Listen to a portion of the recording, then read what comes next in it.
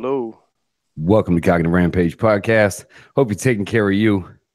Hope you live in your cognitive rampage. Been a minute back. I feel like I haven't done a podcast in a while. It's weird. If I go like 3 or 4 days, it feels like I've done one in a while. But this one got moved once. It was scheduled another time before, and we finally get to do it. I appreciate you coming on. Welcome to the podcast, Terence. Hey, thank you, Adam, man. Appreciate you having me, man.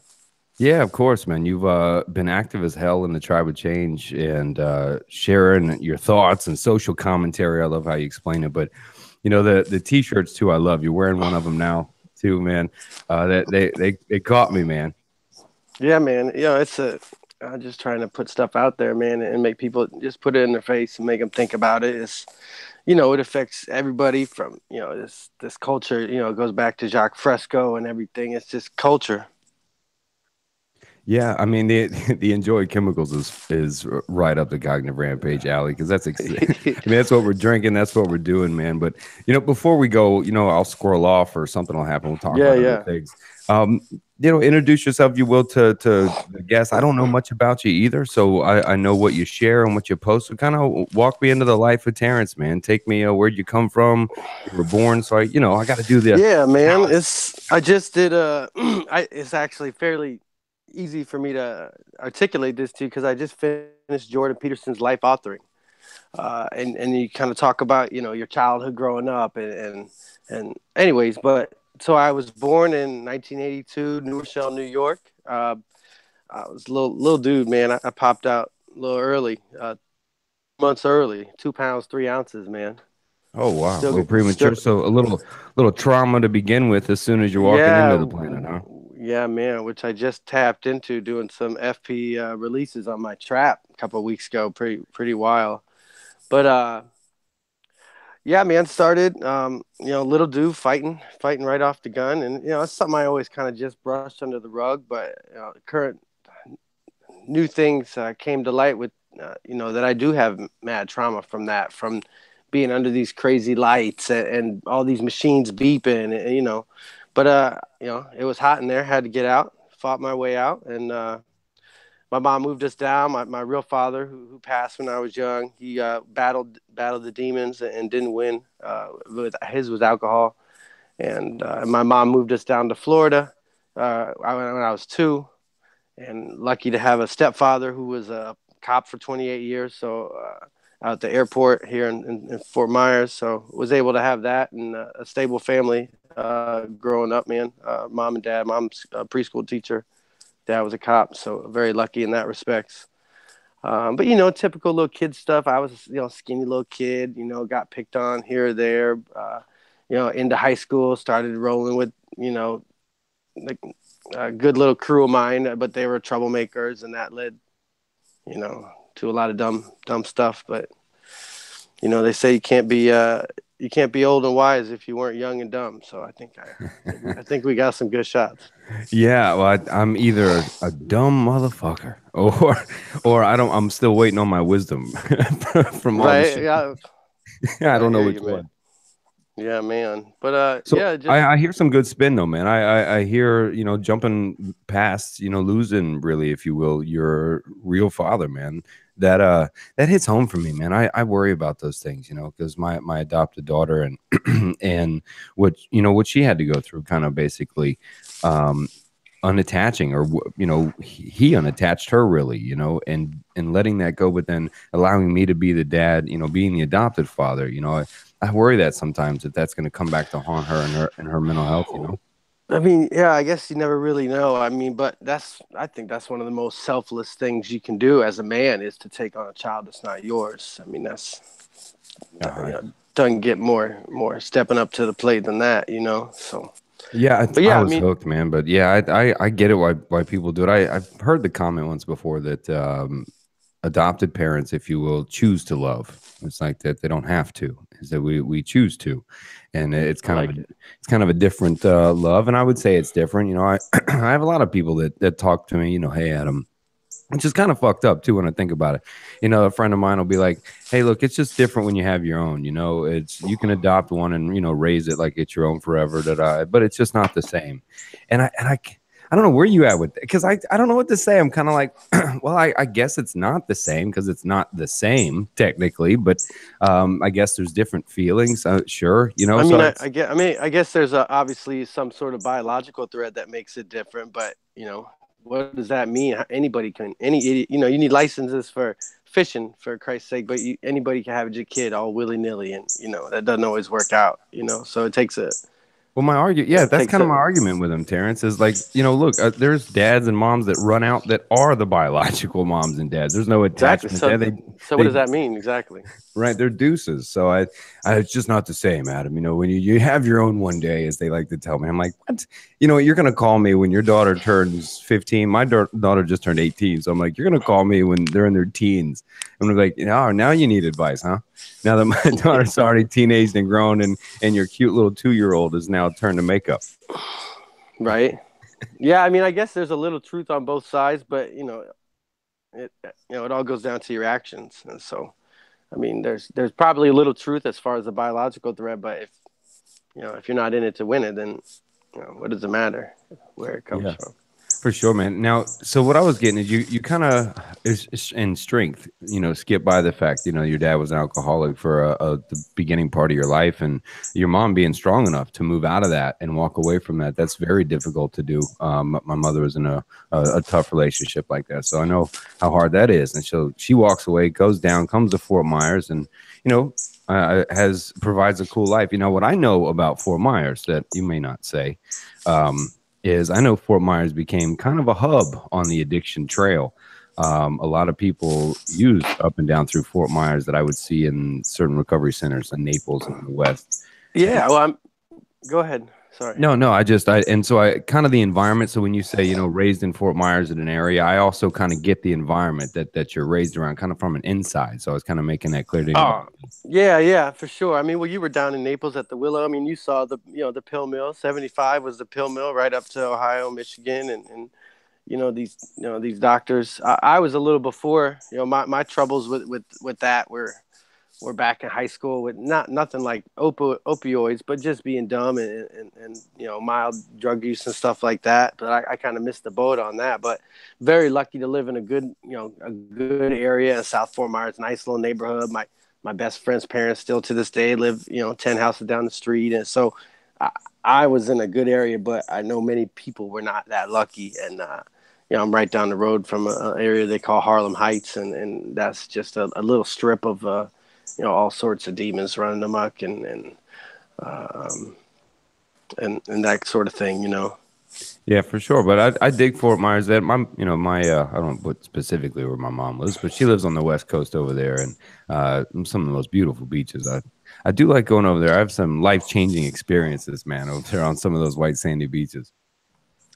Yeah, man, it's not a bad place to be. I'm hoping in the next couple of years. I like St. Pete. My sister's up there with my niece and nephew. It's a little more progressive, if you will, as far as open-mindedness and whatnot, but it's not a bad place to be stuck, man. I work on Sanibel Island, and I meet people from all over the world.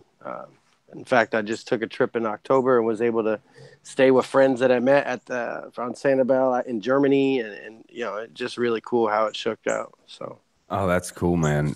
You're finding that more and more ever since kind of this Airbnb idea came out. You're seeing like more and more openness of friends that meet friends that say, okay, yeah, you could use our place over here. If we can travel to your place over here, you see a lot more that sharing stuff going on. Yeah, man. And just everybody's good people, man. The media would lead you to believe that everyone's out to get you. But, most people, that guy I waited on 2 years ago, I used to serve at this restaurant, and he hit me up when I was in Holland, DM me on Instagram, said, hey, you want me to show you around? And this dude just took me around, took me to see the windmills and made me a Dutch meal. And we, puffed some Dutch cigarettes and had a beer and got down, and, just nice people all over the world, man. So it's true. Just lucky. If you watch enough, news or rotation of news, etc. I got off the news a long time ago, and it was weird that as of recently, just because it's easy, sometimes I pop on like the CNN rotation or ABC rotation. I just like to hear what they're all saying for a little bit. And when I hadn't watched the news in a while, really, it's not good. and it turns to this like 2 minutes of real quick information, and boom, the next story, 2 minutes of the next information, just rotating so quickly. I'm like, man, this barely feeds the facts. It's, force an opinion. And like you said, it really makes you think like, damn, I shouldn't travel anywhere. It's crazy out there. I better just stay home. Yeah, it's. I mean, I haven't had cable in a couple of years, and I was at a buddy's house, entertaining. We watched the end of the Dolphins game or whatever, and the news was on for 2 minutes, and it was, 5 murders, a kidnapping, literally 2 minutes of news, and I was like, what are they doing? It's just all fear mongering, and I mean, there is good news out there, and I'm sure pertinent information that people need to know, but Yeah, seems to it's a be a stretch, better man. way they could go about it, I Yeah, well, I guess. mean, we're programmed, right? We're programmed. They think what evolutionarily to be attracted to watching, pain, suffering, wound, harm, what's happening, right? So we watch that violence, if you will, almost because we are triggered of some sort of we need to learn this so we're safe, and We're because we evolved that way, so we're programmed almost to watch this shit, and then it just keeps feeding us and feeding us. But yeah, there's a reason they call it television programming, and we have Yeah. this need. We have this need to be told stories, from cavemen, to the Roman Colosseum. We crave stories. Why do we fill these movie theaters? What is it about these archetypical stories that we crave them, and Well, they go play ahead. on that, and just they suck you in with a nice little story, and then bam, hit you over the head with 10 terrible, you know stories. Dude, I think that's funny, man, because I have often thought that myself, where I say it's okay as a mass, as a group, that we all walk into this giant dark room together and we're going to play make believe. We're going to play make believe together. And we're all going to be okay with it. We're going to sit here and imagine that we're going to just allow ourselves to drift away into this movie, a place of creation. We know what's going to happen. Hell, we all went and saw the Titanic, and we know how that ended. And we Exactly. go ahead. We need we all want it. We all want to just get away. We all want to just tune into somebody else. That's it's a strange thing, and I can't explain it, but it's weird how we crave these stories, and we if they're good ones, they'll suck us in emotionally, and we'll shed emotional tears from pictures on a screen, and when it's wild. Yeah, it is nuts to be linked to something that is, well, I guess it's not crazy if you look at it the other way too, that truly the lives we lead too are simply the movies that we create, the narratives we're telling about other people, the world, the government, my boss, right, my health. It's the same thing. And so we all participate, if you will, really in our own little movies, and we all kind of play make believe of what's real or what isn't. Yeah, I mean, just like how I found you. Rogan talks about be the hero of your own movie, and some people's lives are like a tragedy, and they don't know it yet, and they tell themselves this sad story all the time, and you It's know, wild. It's wild the power that it really has in the creation. Now, we could make the argument, right, that there truly is reality that we're just not smart enough, right, to have discovered how yet, right? That there must be a mechanism to everything that thus yet we just haven't discovered it, so we can't play with it and call it a perception or whatever we want it to be, right? yeah, I mean, I would adhere to that for sure.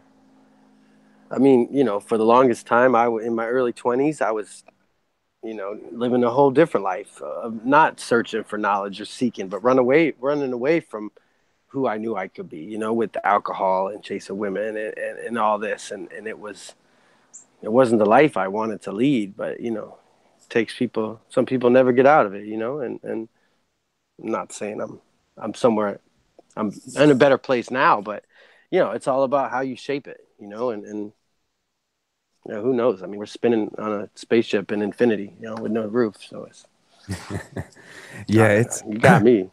Yeah, it's hard to even really differentiate between whether we're living our constructs or somebody else's, or whether it's. But I mean, all that said in jest, right? Whether we could discover all that or not, whether there let's really are mathematical explanations or emotional genetic implications for why we choose this over that. Okay, so we solve all that or we figure all that out. We're still here, right? We're still present in the moment, going, I have that feeling. Right. I still want to do that. Right. Dude, there's so many times, Terrence, that since starting this journey so many years ago, of kind of just questioning myself, everything, and running down rabbit holes and opening up. There's so many times, dude. Sometimes I go, fuck, can I go back to not knowing anything? Yeah, being asleep, man, it's easy, bro. You got your football, you got your beer, you go to work, you come home, you eat dinner, you watch the news. I mean, it's easy breezy. I mean, obviously not. I was saying that in tongue in cheek and jest, but once you open up your eyes, it's yeah, like just like that movie. Yeah, like you want to know? I kind of people make fun of the Adam and Eve and all that stuff. Here's what I look at as some kind of metaphor, right? Somebody going, "Oh, you want to know? You really want to know? You know what I mean? Okay, you didn't want to have to know before, and now here you go. Here's the endless thirst of wanting to know, and that will lead you to pretty much nowhere anyway. And the more you know, and the more you invent, the more you're gonna fucking make shit that destroys you anyway. Okay, here you go. That's kind of what that's why I laugh and jest now, but it's really like, oh shit. Yeah, well, and I've been down the Jordan Peterson rabbit hole, and he started a whole biblical lecture on the psychological significance of these stories, and the things he talks about, even just as a thought experiment. Really cool stuff about Adam and Eve, and just where we came from, and how we sat and watched each other. And these stories are simple, but they had to be simple because they had to be passed down orally for 75,000 years at least. And it's another wild rabbit hole, man. But yeah. Yeah, it's a trip, man. I was just rambling on the porch the other night with my lady Patricia, and just walking through the conundrums of religion, and or maybe a belief of, and it was rather wild, man. Because I said, "Oh, let's." I took Sam Harris's approach, right, and the opposite religious approach of that, saying that, well, let's assume, all right, that God is moving us around like chess pieces, that blesses these and not these people, and then chooses this. And then if we're moved around like chess pieces, then I look at Sam Harris's argument. Then when he says, well, then why are we blessed as opposed to the innocent 3-year-old that gets shot? Right? Or any of these other crossovers, he tries to argue it's immoral even to think, to believe in a God to a point, right? That we're being blessed and other people aren't. And enriched arguments of intellectual masturbation. And Yeah. so I was doing the same. Then I played, well, let's just say he's not moving us around like pieces, right? That we're given the free will and choices, but yet we're given the natural instincts to want to fuck, to want to do certain things that we're not supposed to do. Then created a perfect thing that then fights against itself. And then I came to an end of saying, wait, if I'm a spirit that's thus inside this physical body, and I was a spirit once before, why did I choose this physical entrapment? For one, and why didn't I just stay what I was? Why did I go through this for an experience so I continue to be the spirit I was before? Anyway, and I start walking through all these things of, well, then if we were created perfectly, but then had to get judged, you just start to spin your head, dude, and Well, go, it's wild, man. It's it goes from, we're here, right? And we're here, we're alive, and we're only alive because, you know, all of our ancestors for hundreds of thousands of years didn't die. And we're the tip of the spear of the human evolution. We're sitting here in this crazy world in the strange times. And going back to, the Sam Harris, I'm on the JP team, and just in his thoughts, and it's like, he talks about, it goes back to FP, and like, the truth, things aren't true until you say them, things aren't real unless you speak them in a relationship, in psychology. Like, yes, these big guys in the gym weightlifting like crazy, and it's like, what are you doing? What are you doing? Like, you trying to lift them? You know what I'm saying? It's truth is the ultimate thing, and you can get away with stuff, but it talks about, like, remember when you were doing something when you were a kid and you got in trouble and you didn't know, and and you didn't know, and it was just a slap on the wrist. But remember the times when you got busted for something that you knew you shouldn't be doing while you were doing it? And what was the repercussions on that? Like usually it hits you 10 times fold. Um, yeah, and we're in this weird time. Like I said, when I was in Holland, I was lucky enough to have a great great uncle who was a famous architect. He built this thing called the Beers van Berlage, and it used to be a stock exchange. He built in like the late 1800s. And now the king and the queen of Holland got married there. And I was sitting in this place having coffee in the place that my ancestor built.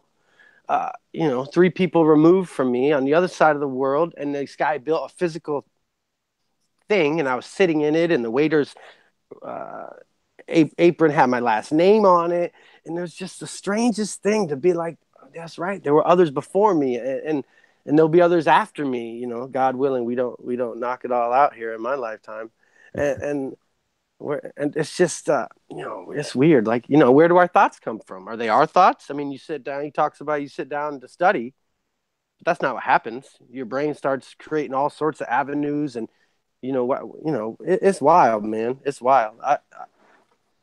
Yeah, There's we have craze for things like we must have answers or responses, even in that way. So to look even at a logical way to explain things like spiritual or whatever we call them that are greater than us, I also see that angle where I say, look, I have a feeble mind to try to maybe even understand this, and because all I do know is the more I learn, the more I know I don't know.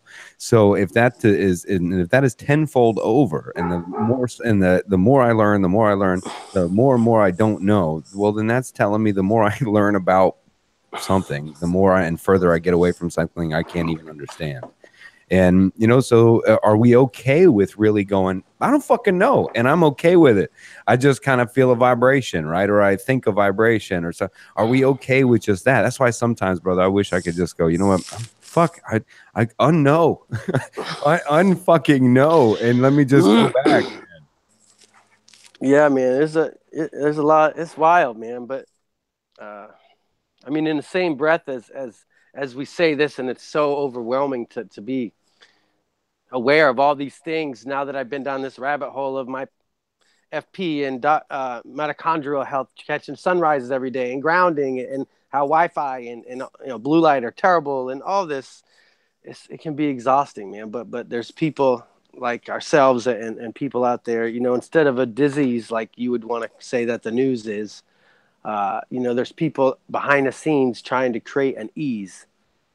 You know what I'm saying? Like, that are trying to heal, whether it's, Naughty with FP, trying to heal people with no BS, results, and MAPS, trying to heal people with trauma, with out there with psychedelic medicines, and just honest conversations, man. The intro to my podcast Addicts, which is just a little service now. I try to tell people about just what's out there. I got tired of sending podcasts to all my friends, and then nobody pays attention. So I just figured I'd do a little 20-minute thing, and it's Jocko Willing, and he, in my little intro is a clip of him talking about how the first thing they do in a coup is try to take over the radio. And this podcast movement is we've taken the radio back over, and we are the ones who are giving information out, person by person, and sometimes in large groups, and just trying to get open conversation and not just corporate BS about this or that, or buy a new car, get a new credit card, or but just trying to have real conversations. I like that view, man. I like that the Wilco intro of, you take the radio back because you can pound the propaganda, or you can make the change or the information. You do with it as you choose, man. So I think as the people do take that back, we are taking back the information.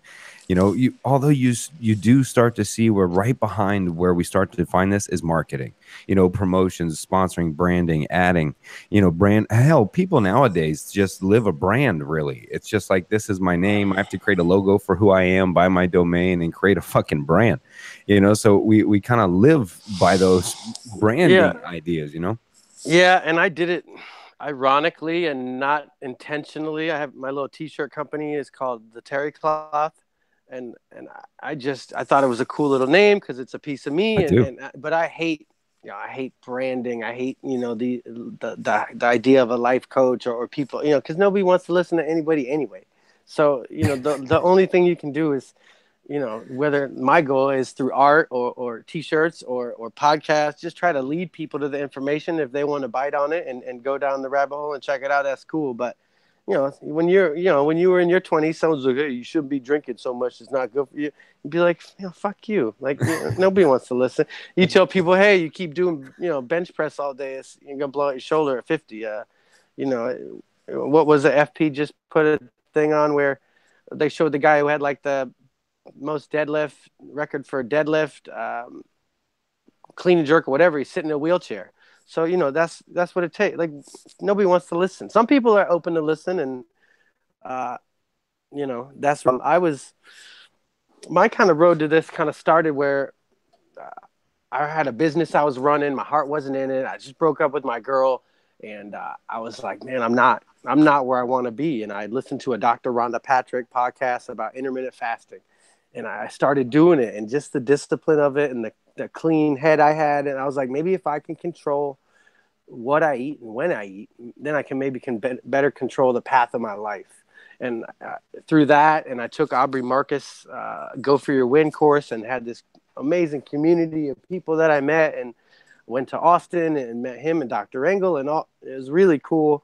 And I was able to kind of put together a plan to get myself out of this, own little, not ideal spot I was in. And dude, the power of podcasts, bro, changed my life, man. I mean, and I'm not exactly where I want to be, but I'm better than I used to be, and just, it's a process, man, and it's wild. And you're right. Some days I look at all the stuff I'm trying to pull off, and I'm like, I just want to clock out, bro. Just go back. Well, take me back. Walk me through what that was like, man. I heard you say you went and saw Dr. Engel and went through some courses there, man. What was like the full workup like? What were they doing? It was an online course I took over probably how many weeks was it? Maybe 4 month course. It's Go For Your Win. It was Aubrey Marcus, and he was going to put together a book, but he didn't put it together. And so his buddy was like, "You should." This guy CT, really cool cat, was like, "You should try to make it a course." And so this guy Connor Moore would do, really cool guy, has a podcast called Pleasure Monkey, would do a Wednesday call with us, and we'd all jump in via Facebook Live, and it was open. I mean, I'm 30 at the time. I was 34. I had a failing business. I was at a restaurant that I wasn't really digging everything. A girlfriend, I went to Hawaii with a ring in my bag and kept it in the bag. And just, was slowly kind of understanding that I wasn't where I wanted to be, and I could feel my gut kind of pulling me. And so I went all in on this course. Some people would, pop in, hey, I'm 4 weeks late. And it's like, full into this course, and it was every, a little chapter, and then you'd write about something and you do experiments. Like, I think the course started, I don't have my books in front of me, but started with the top 5 deathbed regrets. Like, what are people's top 5 deathbed regrets? And they were like, didn't spend enough time with family, didn't chase my goal, didn't chase my dream, didn't stay connected to my friends, and all these things. And then it went on different modalities of stillness, whether it be through meditation. I took Corey Allen's 6-week meditation course after that. It was really cool. Through flotation therapy, which I've been down on. I do float tanks like every other week down in Bonita at Float and Flourish. Little shout out for my boy. And let's see. And just built this, everybody was honest and just trying to better themselves and figure out what their niche might be. And some people's niche was to use their job that they didn't really like, but they made a lot of money to do what they're passionate about on the side, or to switch this or that, or and it was really cool, man. And it was just this dude just genuinely, his motto is El Bien de Todos, which is for the good of all. And I probably murdered that Spanish. The dudes at my job are gonna rip me up. But it was just a really cool experience, man. And Dr. Engel came, and Christine Hassler came to the graduation, and we got to meet him. We had 20 of us stayed at this big house in Austin. And we all clicked like we were best buds, just because we were so open prior. There was no weirdness, no feeling people out. no, nothing like that. It was just all genuine love and really cool connections made. Man, that sounds beautiful. It sounds like a full-on integrative change. You were socially connecting with people, but bringing some science along the way, trying new things along the same. Sounds like a full-on integrative. How long was the whole course?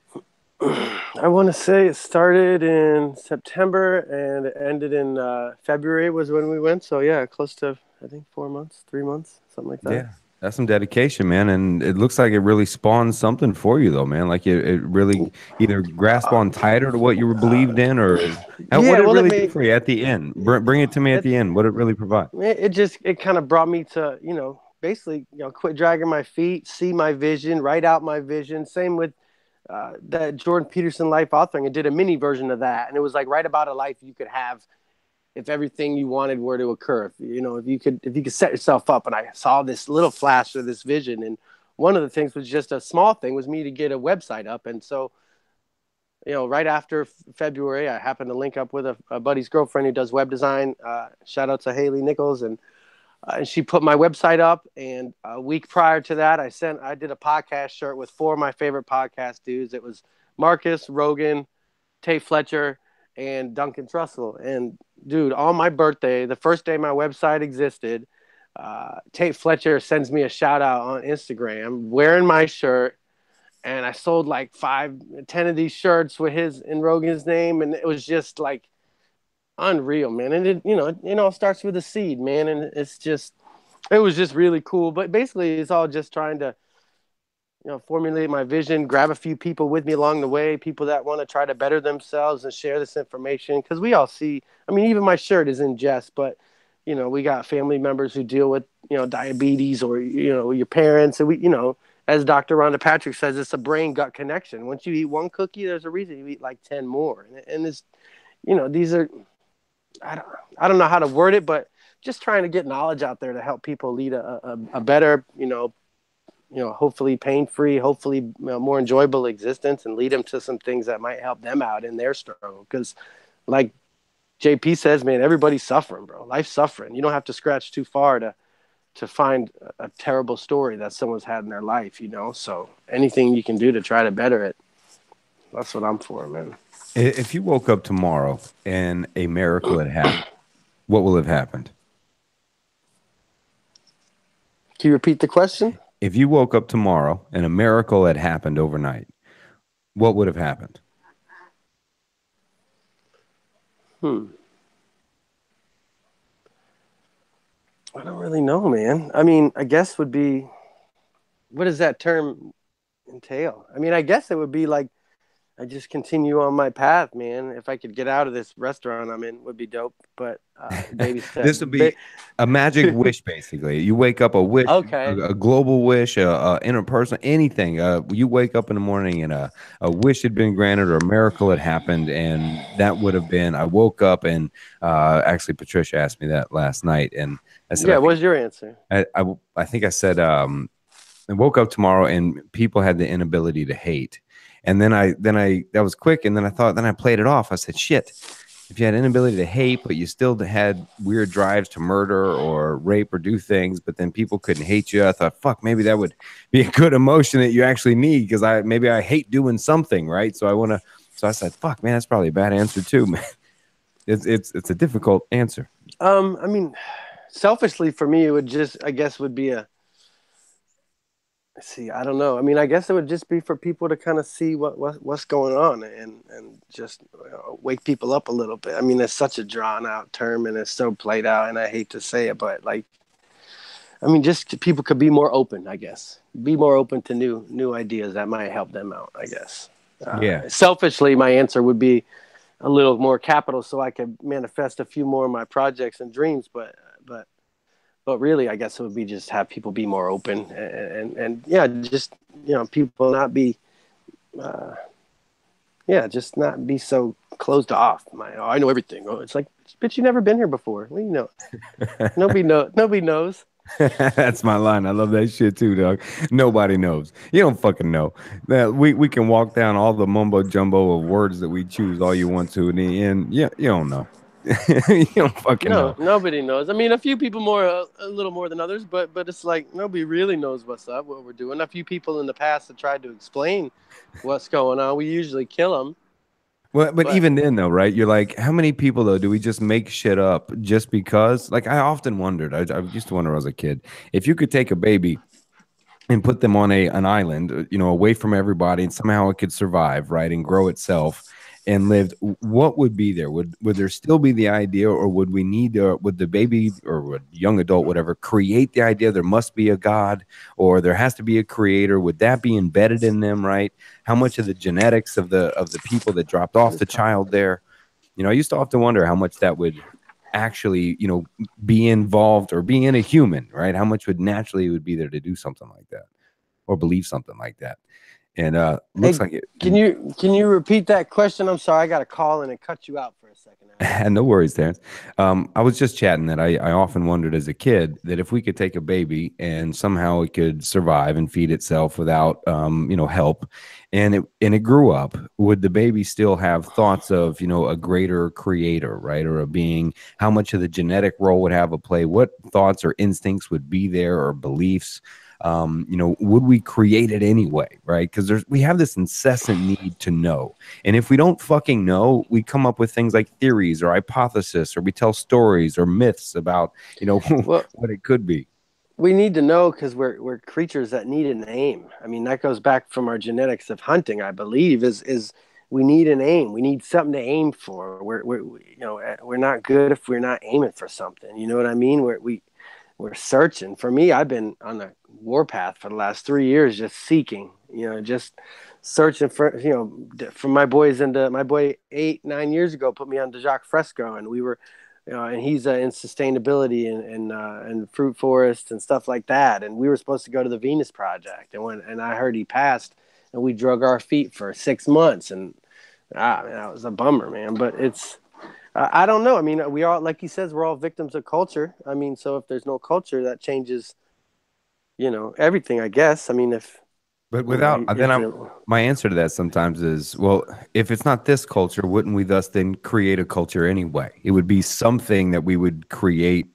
And you know what I mean? It would be another story. Whether that's what I said. How do we live if we can, just because we can identify social constructs and then remove them? Wouldn't we then thus be placing other type of constructs to create something because we're doing something throughout the day, right? yeah, it's only natural. I mean, there couldn't be just nothing. Like it Right. wouldn't. I don't think that. I mean, I don't know. I mean, like Jack says, like back in the day, the Christians were fed to lions, and that was what people did because that was their culture. And hey, we're gonna go see the lions today, Daddy, and oh, can I get a candy? And and they watched lions fight Christians, and that was their culture, and that was normal, like in some way and some level for them. But I mean, but then we have this culture now, where in the culture now, I mean, I walk my dog around my little neighborhood here, and I see old people just staring at these picture boxes, and they're just entranced by these. Not that everything's bad about television and whatnot, but they're just staring, and that's our culture here. And in Europe, the culture was everyone's out and about, walking around, riding bikes, smoking squares. It was it's yeah. I don't know if there could ever be nothing. I don't. Yeah, I don't think it's so.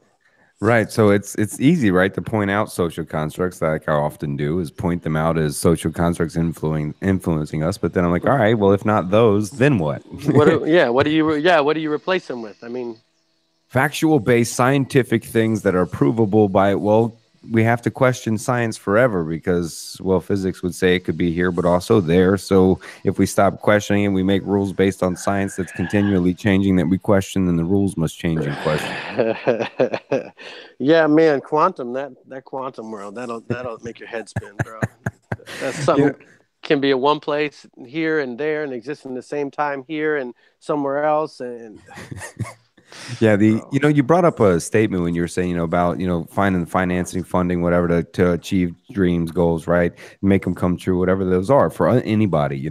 And I often too, being an entrepreneur since, I don't know, 9, I think the first the illegal operation I ran was, I think I was 9 or 10, and I Allegedly. Yeah, allegedly. And no, this I'll self-admit this when they can come get me. I had to I like I it. had to admit this one later. I went around and I collected money for the homeless and hungry.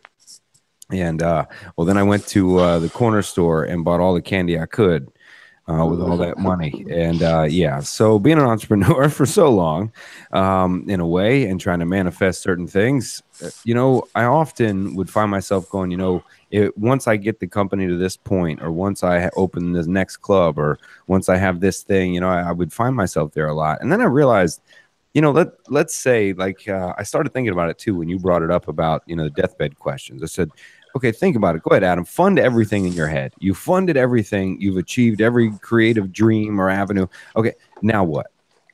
Right. So then it's kind of like, damn, I think the search for meaning, or the search for the creation of, almost has more meaning than the actual, finish line. We've created it, we've made it, and then what? Then you're kind of like, well, fuck, I gotta create something else, right? We just keep creating and keep creating and doing. And then really going, fuck, I'm kind of telling everybody out there, and myself and anything, is, who cares if if you launch it or it makes millions, if that's funding? Because once you do that, then what? Damn it. It's another, launched. yeah, it's another rabbit hole. It's it's all the I appreciate the check, because it's just, it's all the process, and we can wish for these things and we can want it, but it's all the process. It's all learning. It's all just doing the thing and seeing where it leads you. And you never know, man. I mean, me starting a dry cleaning delivery business, 3 years ago, and turning down some options, and, things worked out the way they worked out. And but led me here, and led me to podcast, led me to, some, hopefully getting in flotation and helping people. And so, you start one thing and you never know where it might lead you. But if you hadn't started that thing, you definitely wouldn't be where you want to be now. I don't know if that made any sense, but well, I think you're living that, bro. You're on the Cognitive Rampage podcast that started out with you listening to a podcast many years ago that led to you trying this, and then going with Aubrey Marcus, all the blah, blah. And now look, you're a guest on a podcast in the ring, and that whole thing. So I mean, those are choices, your ways you're living. So it's not just something we're saying here. I appreciate it, man. Yeah, it's wild, man. I mean, I first heard you on Rogan, and I was like, oh shit, he said Naples. And I got all worked up, and Dude, and then I I heard couldn't you. believe I said that shit 3 times. I said their fucking name, and I was like, when I got off, I Good, was bro. like, Call him. You're like, I'm done. yeah, I'm like, I'm gonna get a lawyer. I'm fucked. I'm gonna get a lawyer. And then when I went, I got nothing, no cease and desist, nothing. And I went, motherfuckers know it. I was like, I didn't get a word, not a letter, not an email, Really? not a What? warning, not a motherfucking thing. Nothing. I was already working at 2 other places up in Orlando. Those 2 Okay. places, they fired me. Those 2 places fired me before I even Okay. left LA. I was already gone from down south, but when I was on Rogan, I mentioned them. I didn't get nothing. I was like, that's right. You ain't even cease and desist, nothing, because you're like, just leave it alone. It'll hopefully just go away. It's wild, man. It's wild to see these. Even my girlfriend that I'm dating now, she had a bad accident, had to deal with a lot of pain. And when I first met her, like almost a year ago, she was on heavy opioid pain medicine, and through, I was like, no, my buddy had sent me some CBD, and I got her on that, and her pain went away. And just to see that, there's other options out there, and these opioids are just killing people, getting them hooked, bro. It's, like you say, chemical incarceration, man. Dude, that was 1/3 of my group, my treatment group that I would be working with. 1/3, or if not more, were people that simply hurt their foot, had a bad back, and that's why I got on the Naughty shit so much, is because his route avoided pain and continued pill popping, which led to full on addiction and death. So his approach to physical therapy or rehabbing was like a fucking lifesaver to those going through addiction, because if you take the PT route, you're going to just be tweaking in pain your whole life, and you're going to be tweaking for opiates your whole life. And so I saw that as a beautiful avenue of what somebody was trying to bring to the table. And so for me, there are so many other avenues, but those people that were there, they didn't even mean, they don't mean, that's why I hate that. They didn't mean I'm to an be there. addict. Yeah. Right. That's why I hate that. Like I'm that. an addict bullshit. Because I'm like, you're not an addict, but don't convince these people. All that happened is they were uninformed, misinformed of the chemicals they were taking, the addictive properties, and then it became they were bad people. They were addicts their whole lives. They have personal defects. I'm like, what the fuck? No, the system has fucking defects. You're out of your fucking mind.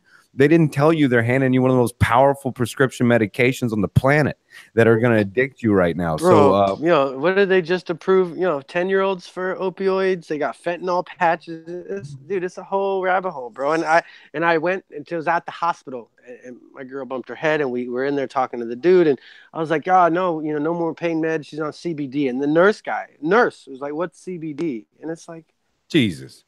Dog. bro, come on, bro. And you were like my age, he's like 30 something. I'm like, what? Man, So it's, but old people have to, this old system has to die and new people have to take over. It's, the things they're learning is what they learned 10, 15 years ago in medical. You know what I mean? I guess. I don't know. You tell me.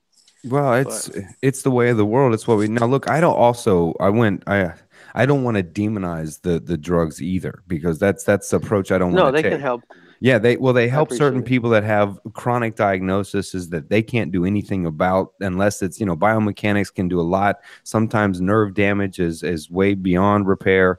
Certain people, and it makes it very hard for those people to get things that help them survive. And I don't want to be naive to both sides, and that's real. And also antidepressants, psychomeds, these also work for people. You apply them right, you do it right, but it's still a roll of the dice. It's still, as long as you titrate off of them, it's still rolling it when there's so many other avenues to approach, and so much is yet to still be discovered by science of proving anything about brain and brain chemicals and fluids. We have some evidence and some not, and brain variations. So, you really roll the dice. And I just think before you play with your fucking brain chemicals, holy shit, man, look at the environment.